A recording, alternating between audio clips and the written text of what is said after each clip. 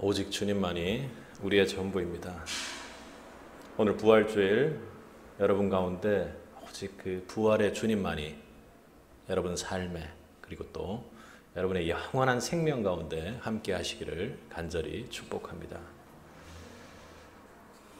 여러분은 부활을 믿습니까? 아멘이신가요? 부활을 믿으시나요? 칼바르트는 이 부활에 대해 인간 최후의 목표는 죽음이 아니라 부활이다 이렇게 이야기를 했습니다. 또 여러분이 잘 아는 성 어거스틴은 인간의 영혼이나 육체는 결코 멸절되지 않는다. 악한 자는 반드시 처벌받을 것이고 선한 자는 영원한 생명을 누릴 것이다. 여러분, 착한 일을 하고 악한 일을 한 것이 아니라 예수를 믿는 자가 선한 자인 줄 믿으실 수 있기를 바랍니다. 그리고 또 칼바르트는 그렇기에 이 부활에 대한 명확한 믿음을 확신으로 가지고 있었기에 부활절 설교와 그리고 성탄 설교는 짧을수록 좋다고 그렇게 이야기를 했습니다. 그만큼 부활에 대한 확신을 가지고 있다는 것이죠. 성경에서는 부활에 대해서 바울은 부활이 우리 신앙의 본질이며 핵심적인 요소라고 그렇게 말합니다. 고린도전서 15장 14절은 반드시 필요한 요소 그리고 부활이 없다면 너희가 믿은 복음의 믿음이 헛된 것이라고 그렇게까지 이야기를 합니다. 왜요? 그 부활 자체가 우리 신앙의 핵심이기 때문에 그렇습니다. 오늘 본문의 예수님은 여러분이 잘 아는 이 본문을 통해 부활을 믿느냐고 오늘의 여러분에게 질문하고 계십니다. 오늘 말씀이 우리의 부활에 대한 믿음의 구체적인 신앙 고백으로 우리의 삶을 완전히 장악할 수 있기를 간절히 소원해 봅니다. 먼저 우리가 함께 해볼 텐데요. 첫 번째로 우리 부활에 대한 고백입니다. 나는 예수님의 부활을 믿습니다. 우리 함께 보겠습니다. 나는 예수님의 부활을 믿습니다. 아멘. 우리는 사도신경으로 신앙의 고백을 하죠. 우리의 믿음의 고백 중에 예수님의 부활에 대한 믿음의 선포의 부분이 나타납니다. 어떤 것이 있죠? 사도신경을 잘 아시니까 십자가에 죽으시고 장사한 지 사흘 만에 죽은 자 가운데 살아나셨다. 믿습니까? 예수님께서 장사한 지 사흘 만에 죽은 자 가운데서 살아나셨다는 것을 우리는 믿음으로 고백합니다. 오늘 본문의 말씀을 보면 그 예수님이 자신을 부활이라고 그렇게 말하고 계시죠. 여러분 믿습니까? 예수님의 부활을 믿음으로 고백한다는 것은 우리 안에 복음이신 예수님이 있다는 가장 강력하고 그리고 구원받은 성도로서 가장 확실하게 선포할 수 있는 믿음의 고백이라고 할 수 있는 것입니다. 바울도 로마서 10장 4절에서 내가 만일 내 입으로 예수를 주로 시인하며 또 하나님께서 그를 죽은 자 가운데서 살리신 것을 내 마음에 믿으면 구원을 얻으리니. 어떻게 구원을 얻는다고요? 하나님께서 그를 죽은 자 가운데서 살리신 것을 내 마음에 믿으면 이렇게 이야기를 합니다.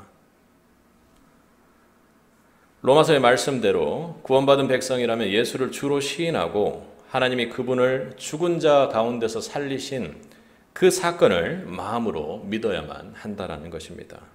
구원받은 성도라면 예수의 부활에 대한 믿음은 구원의 필수 불가결한 요소라고 이야기하는 것이죠.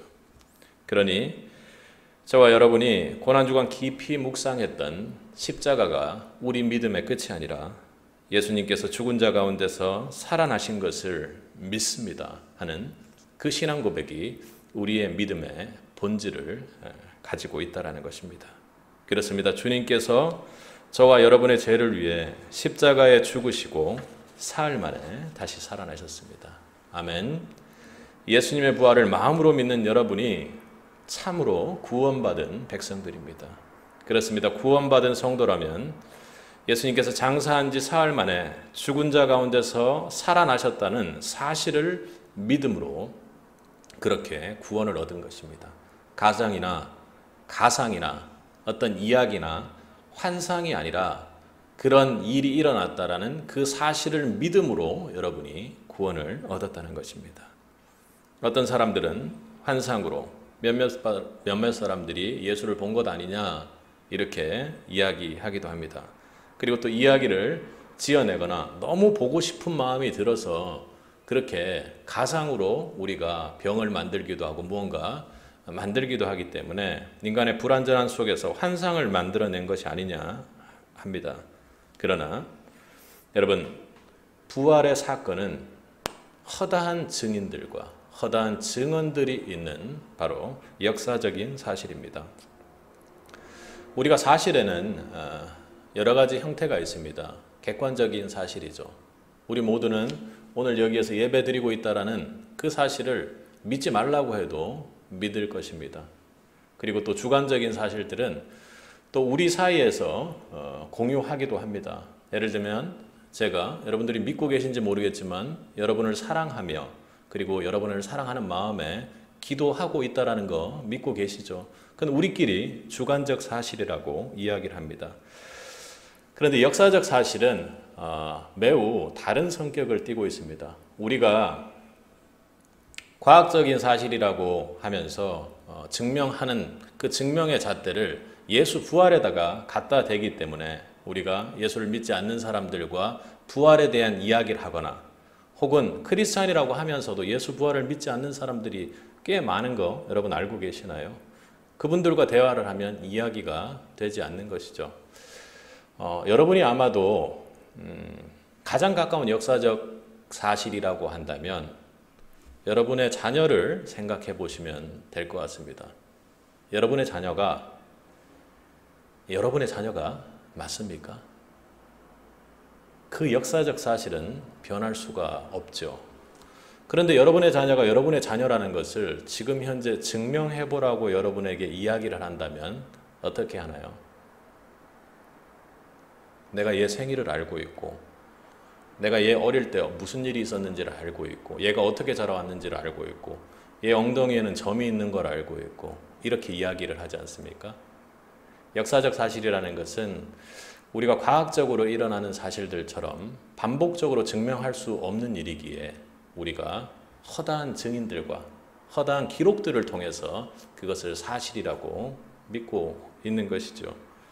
그리고 여러분들이 이승만 대통령이 재헌국회를 열 때 크리스찬의 마음으로 기도하는 마음으로 그렇게 우리나라의 첫 국회를 열었다라는 거 여러분 기억하시죠? 알고 계시죠? 어떻게 알고 계시나요? 가본 적이 없지만 국회의 기록물을 통해서 우리는 알 수가 있는 것이죠. 그러니까 부활도 이것이 그냥 대충 되는 그런 일이 있었구나 하는 그런 이야기거리가 아니라 역사적 사실이 아니라고 하기에는 너무나도 많은 증거가 여러분 앞에 오늘 이 성경이 놓여 있는 것이죠. 이 신약 성경 전체가 부활의 증거이고 부활이 없었다면 이 신약 성경 자체가 쓰여지지 않았을 것입니다. 예수님이 부활하지 않았다면 이렇게 예수님에 대한 말씀이 기록될 수도 없으며 제가 지금 여러분에게 전하는 이 말씀도 바울의 이야기처럼 헛된 복음을 전하는 것일 수 있는 것입니다. 고린도전서 15장 5절 이하에서는 부활의 증인에 대해서 매우 상세히 그렇게 기록하고 있습니다. 제가 읽어보겠습니다. 5절에서는 게바에게 보이시고 부활의 주님이 게바에게 보이시고 후에 12제자에게와 그 후에 500여 형제에게 일시에 보이셨나니 그 중에 지금까지 태반이나 살아있고 그러니까 고린도전서를 기록하는 그 시점에 예수를 본 부활의 증인이 여기에 기록된 대로라면 12제자뿐만 아니라 그리고 500여 명에게 있으니까 최소한 600여 명 이상의 증인들이 있다라는 것입니다. 그 후에는 야고보에게도 보이셨고 그 후에 모든 사도에게와 맨 나중에 만삭되지 못하여 난 자 같은 내게도 보이셨느니라. 담에색에서 예수님을 만난 바울의 간증이죠. 한두 사람이 본 것이 아니라 500여 형제들이 한꺼번에 부활의 주님을 잘못 볼 수 있는 일이 있을까요? 그것이 바로 우리가 역사적 사실로서 주님을 믿는다는 것입니다. 증언에 기록된 예수 그리스도의 부활의 역사적 사실에 관한 허다한 증인이 있다고 이야기하는 것입니다. 어떤 사람이 어느 날 와서 성도님의 아이가 내 아이라고 하면 어떻게 해야 하겠습니까? 그 역사적 사실을 증명하는 것은 분명히 내가 실증적으로 이 아이에 대해서 알고 있는 것과 기록된 것 외에는 그 어떠한 것으로도 증명하기가 쉽지 않습니다. 그런데 우리는 무리하게 예수의 역사, 예수 부활의 사건을 증명하는 데는 있을 수 없는 일이죠. 과학적으로 검증할 수가 없는 일인데 그것이 사실이 아니라고 그렇게 이야기를 하죠. 또 어떤 이들은 이들의 증언을 믿을 수가 없다는 이야기를 하기도 합니다. 500명이 모두 다 거짓된 이야기를 한 거면 어떠냐? 자기들끼리 이야기를 만들어서 일부러 그렇게 한 것이면 어쩌냐? 여러분이 신약에서 잘 아는 바울, 그리고 허다한 증인이 있다고 이야기하는 이 바울의 이야기 속에서 이 바울의 삶을 보면 그의 이야기를 믿을 수 있지 않았겠습니까? 그는 예수 믿는 사람을 죽이고 핍박하던 사람에서 아까 말한 대로 믿음의 만삭이 되지 않은 예수를 제대로 믿고 예수를 본 적이 없는 그 바울에게 직접 나타나셔서 그렇게 부활의 주님이 만나 주셨다는 것이죠. 그렇게 다메섹에서 예수를 만나고 그는 그를 증거하다가 온갖 고초를 겪었음에도 어떻게 해요? 마지막 순간까지 예수의 복음을 전하다가 순교한 분으로 전승되고 있습니다. 여러분, 여러 제자들도 마찬가지이죠. 그들의 모습이 어땠습니까? 그들이 예수를 따르고 그들이 예수라는 종교를 만들려고 했던 사람이고 끝까지 믿음을 가지고 있었던 사람들입니까? 그렇지 않았습니다. 우리가 고난주간 묵상했던 십자가에 예수님이 달릴 때 그들은 뿔뿔이 흩어지고 예수를 만난 적도 없는 사람이라고, 함께 한 적이 전혀 없는 사람이라고, 그리고 자기 스스로를 저주하면서까지 그렇게 이야기했던 사람들 아닙니까? 그러나 그들은 모두가 그들의 삶 속에서 지금 우리가 읽고 있는 각자의 복음서를 쓴다거나 그리고 삶 속에서 순교의 삶으로 마감했습니다. 그들이 왜 그렇게 했을까요? 그것은 바로 그들이 부활의 주님을 만났기 때문입니다. 십자가의 처참한 최후로 끝난 것이 아니라 주님이 살아서 그들 앞에 나타나 그들과 이야기를 나누고 그들이 만지고 그들과 함께 식사하시는 그 주님을 그들이 만났기 때문입니다. 우리는 이렇게 얘기하기에 그 충격이 조금 그 제자들보다는 좀 덜할 수 있습니다. 여러분 생각해 보십시오. 내 눈 앞에서 십자가에서 처참하게 고통당해 이제 모든 것이 끝났구나 하고 정말로 엄청나게 큰 좌절과 우울과 절망과 두려움에 빠져있던 그 제자들에게 예수님이 부활하셔서 다시 나타났을 때 그 순간에 그들은 어땠겠습니까? 그리고 그들이 변화하지 않는다면 그것 또한 말이 되지 않는 얘기겠죠. 이에 대해 사도행전 2장 31절 이하에서 변화된 그들은 이렇게 얘기합니다. 그리스도의 부활하심을 말하되 저가 음부에 버림이 되지 않고 육신이 썩음을 당하지 아니하시리라 하더니 이 예수를 하나님이 살리신지라. 예수님께서 말씀하신 대로 하나님께서 그 예수를 살리셨다고 이야기하고 그들이 그 이후에 우리가 다 이 일의 증인이로다 하고 이야기를 하고 있습니다. 여러분, 부활, 그것은 역사적인 사실입니다. 믿습니까? 예수께서 장사한 지 사흘 만에 살아나신 부활이라는 역사적 사실이 없었다면 도저히 일어날 수 없는 일들이 성경에 많이 증언되어 있습니다. 그리고 이에 대해 도저히 말도 안 되는 그런 삶을 산 제자들과 증인들이 너무나도 많다는 것입니다. 그리고 오늘 이 자리에 계신 여러분들이 바로 그 증인 아니십니까? 무엇이 좋다고 이렇게 이 주일 여러분이 기쁨으로 나와 있겠습니까? 부활은 역사적 사실입니다. 여러분 믿습니까? 그 역사적 사실을 믿는 그 사람들이 모여 지금 드리는 부활의 주일 예배를 주님께서 매우 기뻐하십니다. 부활이라는 2000년 전의 역사적 사실을 사실대로 지금 우리가 믿는 것이 저와 여러분의 신앙이지요.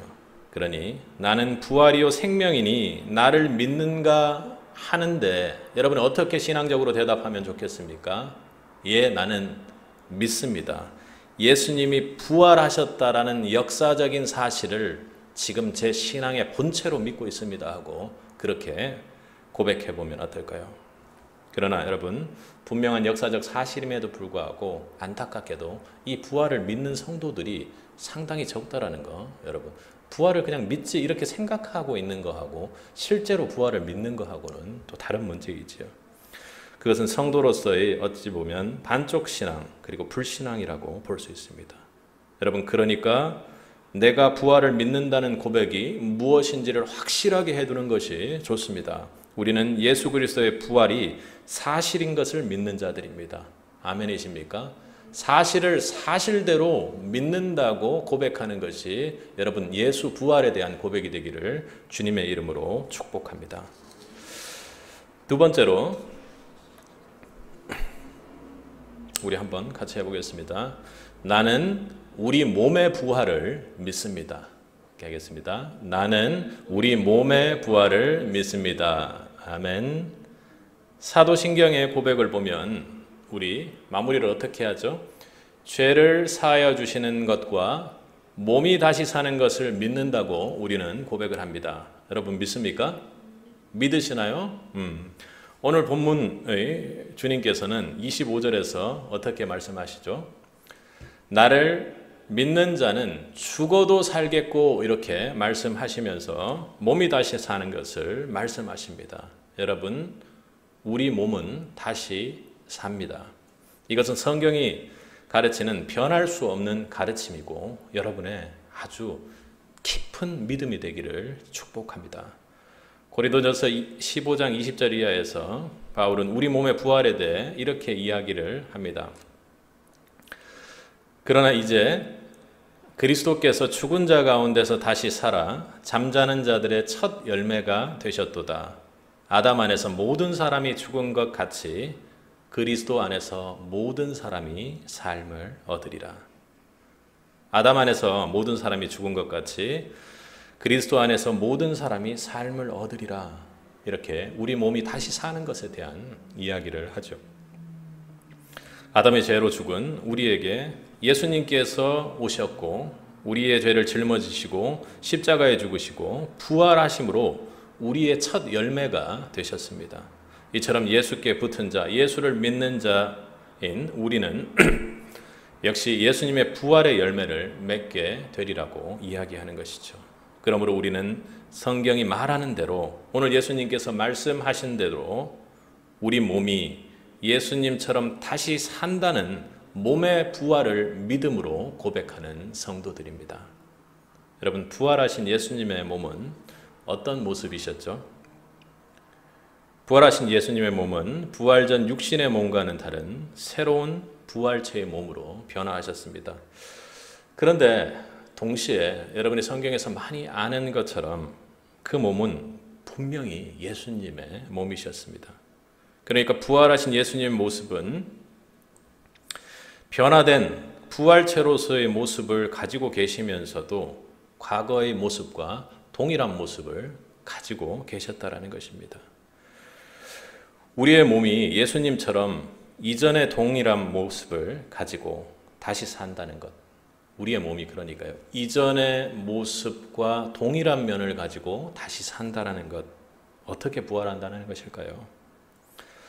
아마 예수님의 부활의 모습과 성경은 비슷할 거라고 지금 오늘 고린도전서의 본문에서도 이야기를 하고 있지 않습니까?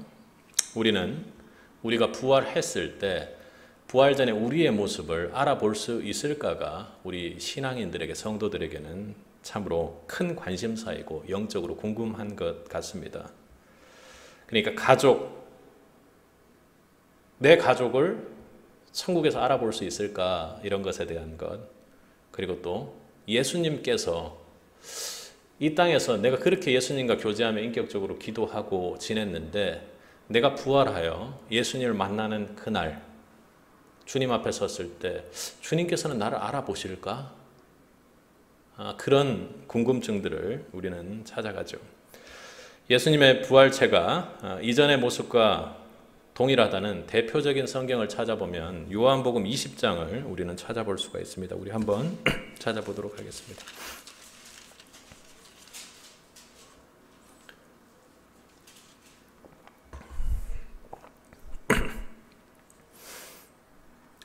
예수님의 12 제자들 중에 도마라는 제자가 있어서 우리 25절을 한번 읽어보도록 하겠습니다. 다른 제자들이 그에게 이르되 우리가 주를 보았노라 하니 도마가 가로되 내가 그 손의 못자국을 보며 내 손가락을 그 못자국에 넣으며 내 손을 옆구리에 넣어보지 않고는 믿지 아니하겠노라 하니라.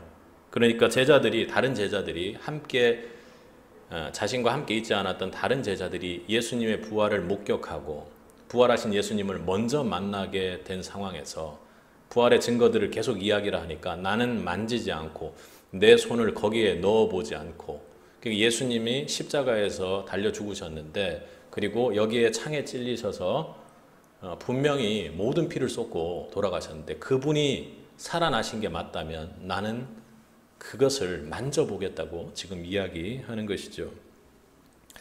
그런데 여드레가 지나서 26절입니다. 함께 읽어보겠습니다. 여드레를 지나서 제자들이 다시 집 안에 있을 때 도마도 함께 있고 문들이 닫혔는데 예수께서 오사 가운데 서서 가라사대 너에게 평강이 있을지어다 하시고, 27절입니다. 도마에게 이르시되 내 손가락을 이리 내밀어 내 손을 보고 내 손을 내밀어 내 옆구리에 넣어보라. 그리하고 믿음 없는 자가 아멘. 믿지 않는 도마에게 예수님께서 오셔서 부활체로 있는 그 예수님께서 손에 있는 상처와 그리고 옆구리에 있는 그 상처 속에서 도마에게 손을 넣어보라고 그렇게 말씀하시죠. 예수님의 부활체의 모습에는 예수님의 그 성스러운 흔적, 십자가의 고난의 흔적이 그대로 남아 있었습니다.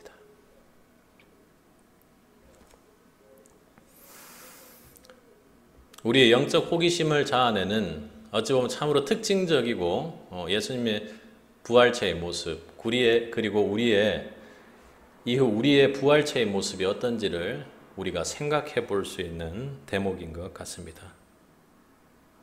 여러분, 우리의 부활체의 모습은 어떨까요?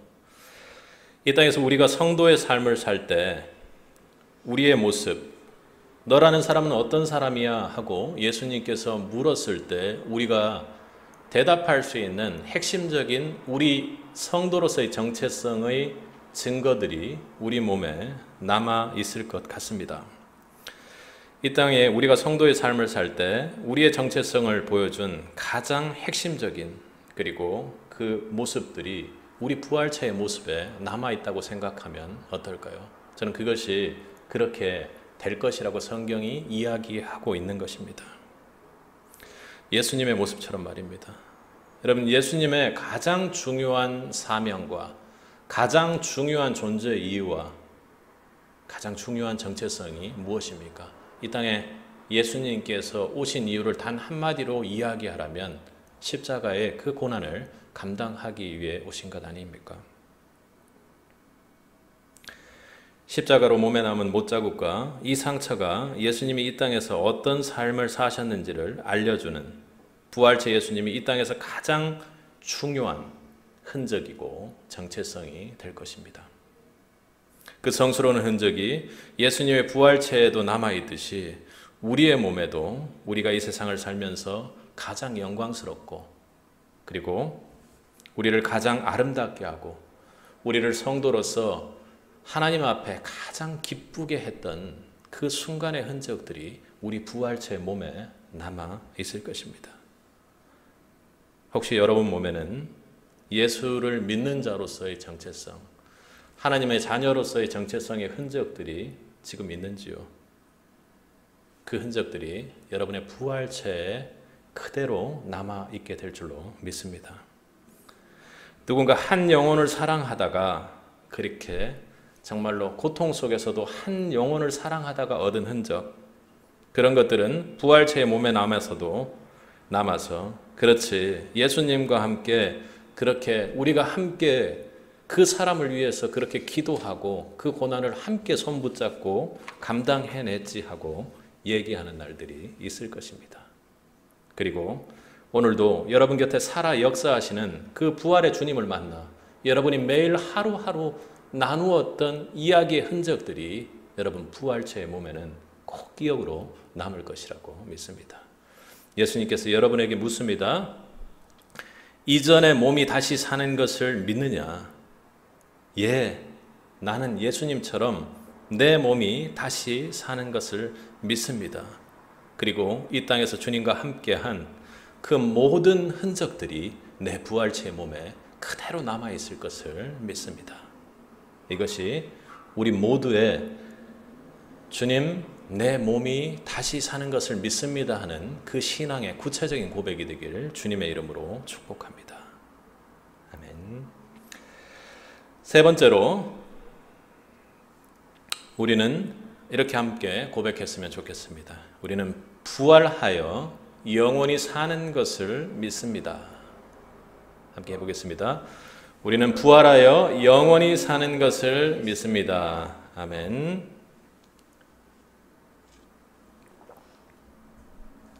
오늘 본문에 예수님은 살아서 믿는 자는 영원히 죽지 아니하리라 이렇게 말씀하시며 내가 이것을 믿느냐 하고 이렇게 질문하고 계십니다. 여러분 믿습니까? 우리는 오늘도 이에 대해 사도신경의 고백을 통해 맨 마지막을 영원히 사는 것을 믿사옵니다. 아멘 하고 그렇게 우리가 강력하게 고백을 하죠. 여러분 여기서 영원히 산다라는 것, 영원한 생명을 가진다라는 것은 무엇입니까? 성경에 생명이라는 단어들을 보면 크게 나누어서 두 가지가 있습니다. 한 단어는 비오스인데 이는 생존, 그러니까 육신의 생명을 이어가고 육신적으로 그 생명의 활력을 가지는 것을 말합니다. 또 다른 단어가 조에라는 단어입니다. 이는 단순한 삶이 아닌 풍성스러운 삶, 그리고 성도로서의 영광스러운 그 생명의 삶을 말하는 것입니다. 오늘 영원히 우리가 산다는 생명의 의미가 바로 조에라는 그 단어의 의미입니다. 부활한 예수님의 모습은 어떤 모습일까요? 여러분, 풍성하고 영광스러운 모습임에 틀림없습니다.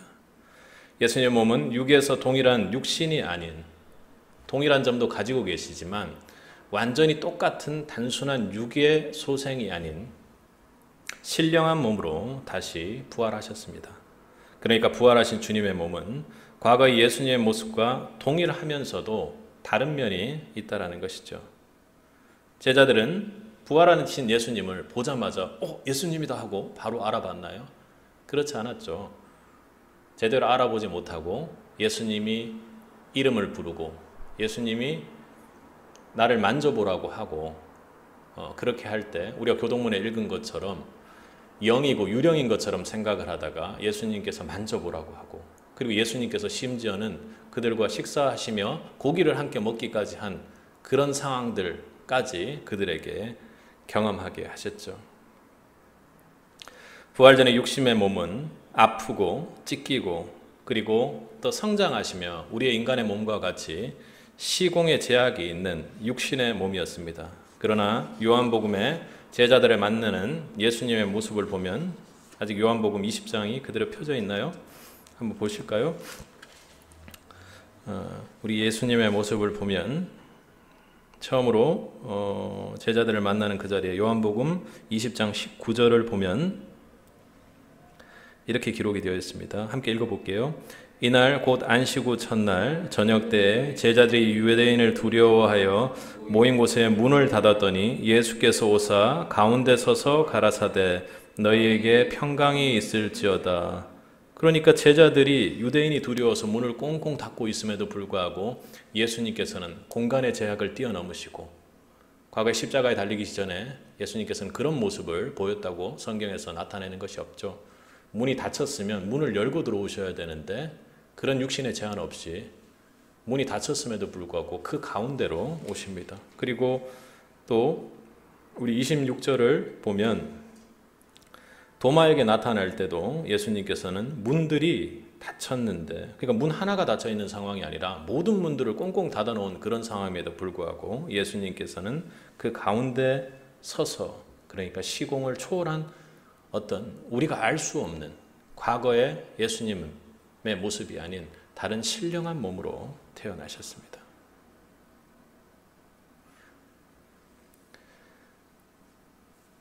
또 여러분, 이 부활하신 예수님의 모습, 우리는 어떻다고 신앙으로 고백하고 있습니까?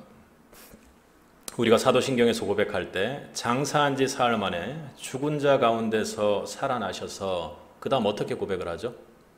우리가 어떻게 고백하나요?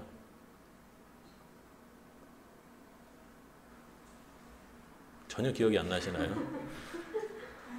한번 보실까요? 장사한 지 사흘 만에 죽은 자 가운데서 살아나셔서 함께 해볼까요? 하늘에 오르사 전능하신 하나님 우편에 앉아 계시다가, 이렇게 저희가 고백하죠. 고백하는 거 맞으시죠? 부활하신 예수님은 부활체의 모습으로 하늘에 가셨습니다. 단지 우리 눈에 보이는 하늘이 아니라 하나님의 통치가 임하는 곳, 시공을 초월해서 우리가 여지껏 시공의 초월을 할 수 없고 시공간의 제약 때문에 절대로 하나님의 영광 앞에 나설 수 없었던 그런 제한적이고 육체적인 그런 몸 안에 갇혀 있었지만, 이제 우리가 부활체로 바뀔 때는 예수님처럼 하늘의 영광을 누릴 수 있는 그곳으로 갈 수 있는 신령한 몸으로 다시 바뀌게 되었다는 것입니다. 예수님께서는 하나님의 우편에 앉아 하나님 우편에서 그분의 영광과 함께 하고 계십니다. 우리 빌립보서 3장 20절을 한번 찾아보도록 하겠습니다.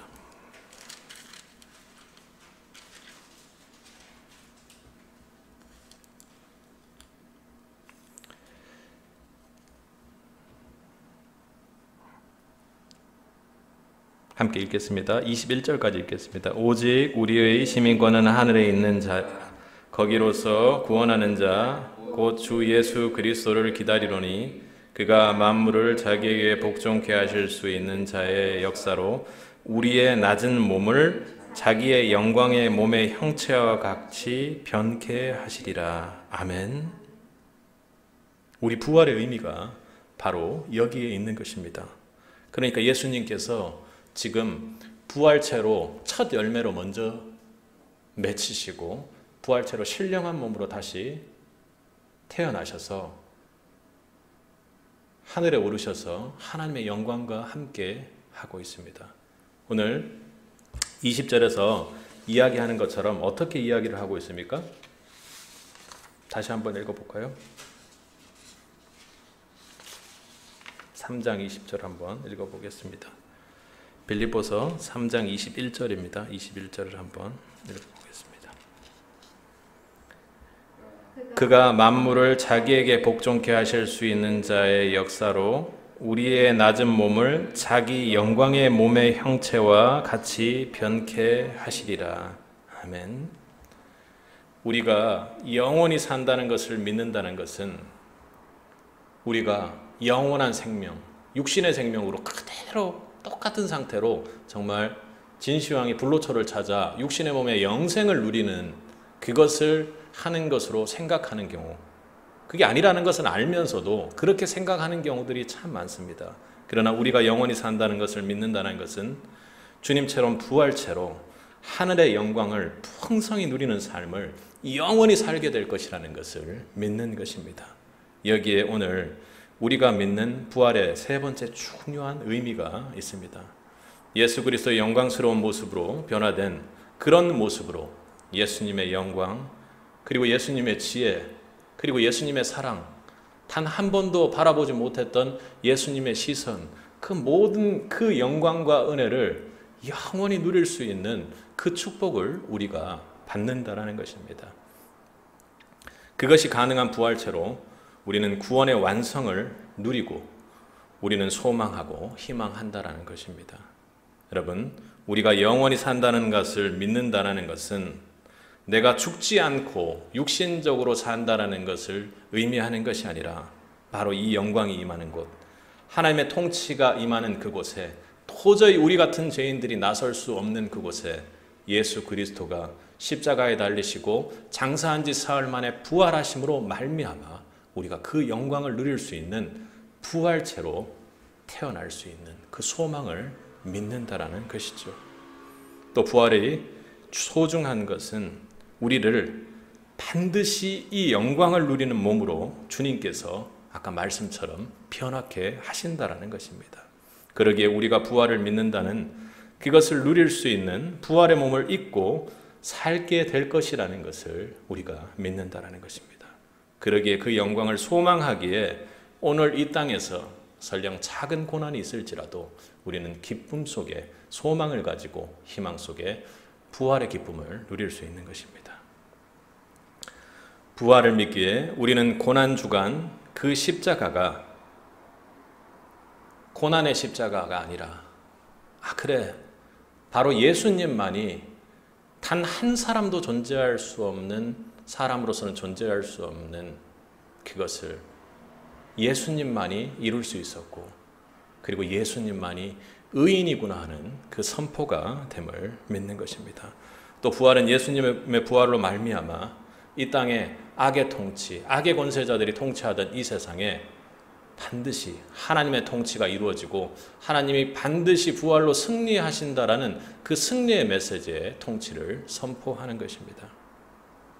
그리하여 매일 이 땅에서 살아계신 주님의 통치와 새로운 하나님의 통치가 지금도 이루어지고 있음을 믿는 성도, 우리가 오늘 하루를 살게 하는 힘이 되어주는 것이죠. 저희 아이가 그 학교에서 그런 걸 했다고 합니다. 여러분도 한번 머릿속에 생각해 보십시오. 여러분에게 가장 소중한 것을 5가지 지금 머릿속에 한번 생각을 해 보시죠. 그리고 나서 그 5가지를 들고 바다에 난파되는 그 배 위에 타 있다고 했을 때 우리가 그것이 무슨 생각이든 이름이든 뭐든 그걸 하나씩 버려야만 하는 순간이 있다고 생각을 해보세요.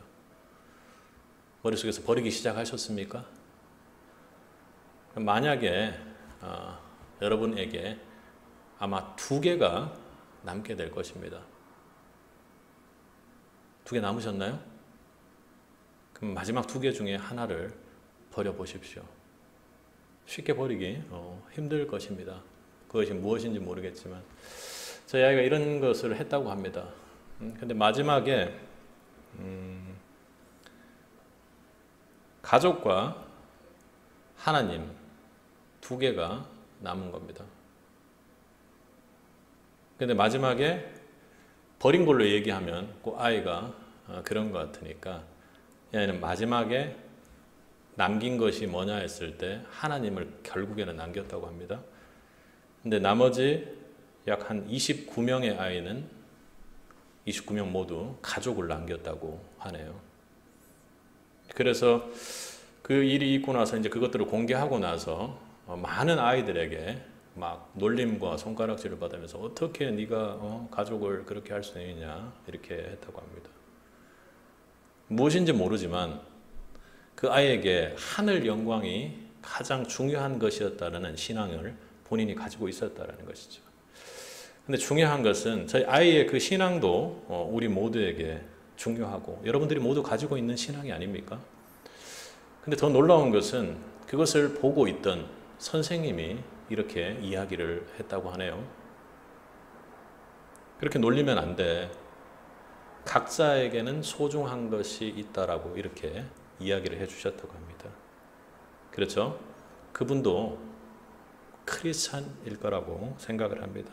인격적으로 아무리 훌륭해도 아마 그 상황을 이해하기는 쉽지 않았을 텐데, 저는 여기에 우리의 소망이 있고 희망이 있다고 생각합니다. 각자의 자리에서 각자의 생각들을 가지고 있고, 그리고 어려움과 고난 속에 우리는 하루하루를 그렇게 살아내고 있습니다. 그 선생님에게도 아마 부활의 소망, 우리가 지금은 만질 수 없지만 부활체로 다시 태어났을 때 하나님의 영광을 영원히 누리겠다라는 믿음의 고백을 그분께서 하고 계신 것이 아닌가 싶습니다. 그러기에 내가 부활을 믿는다고 고백하는 것은 부활이신 예수를 믿는다는 것이고, 이 부활의 영광을 영원히 누릴 만한 몸으로 다시 서는 것을 믿는다는 것이며, 이 예수님의 영광을 영원히 누린다는 것에 나의 모든 소망과 나의 희망이 있음을 고백하는 신앙인 것입니다. 그것이 다른 이들이 보기에 격한 고백일지라도 오직 주님만이 전부입니다 하는 그 고백은 그 영광을 누리는데 우리의 모든 삶과 희망이 거기에 있다라고 고백하는 것이죠. 현재의 고난은 장차 우리에게 나타날 영광과 좋게 비교할 수 없도다. 나는 믿습니다. 예수님이 장사한 지 사흘 만에 부활하셔서 하늘에 오르사 영광의 모습으로 하나님 우편에 앉아 계심을 믿습니다. 나는 그 부활의 주님을 믿기에 주님 다시 보시는 그날 주님의 흔적을 가진 영광의 몸으로 부활할 것을 믿습니다. 그리하여 넘치도록 영원히 하나님의 영광과 지혜와 사랑과 그분의 은혜를 충만히 그리고 풍성히 누리고 만끽하는 그런 부활의 모습으로 태어날 것을 믿습니다. 이 부활의 은혜가 오늘 우리에게 풍성히 임하길 주님의 이름으로 간절히 축원합니다.